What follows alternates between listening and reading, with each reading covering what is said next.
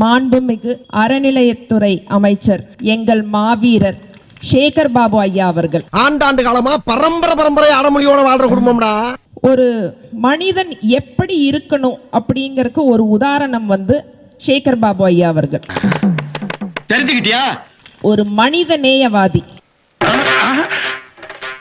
மிகவும் எளிமையான மனிதர்,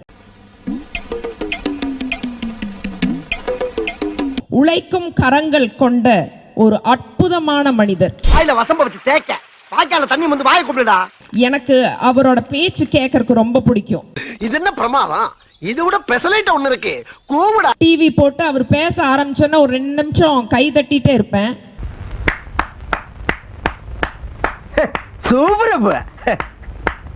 அதுக்கப்புறம் எனக்கு கொஞ்சம் கவலையா இருக்கும், எங்க அப்பா பத்தி கவலைப்படுற மாதிரி.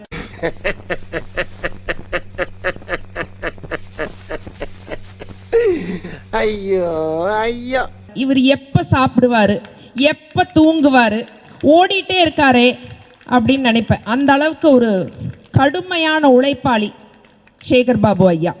அப்புறம் நான் உங்ககிட்ட விளையாட்டா பேசுற புறாடிக்கு நம்பிட்டீங்க. ஐயோ.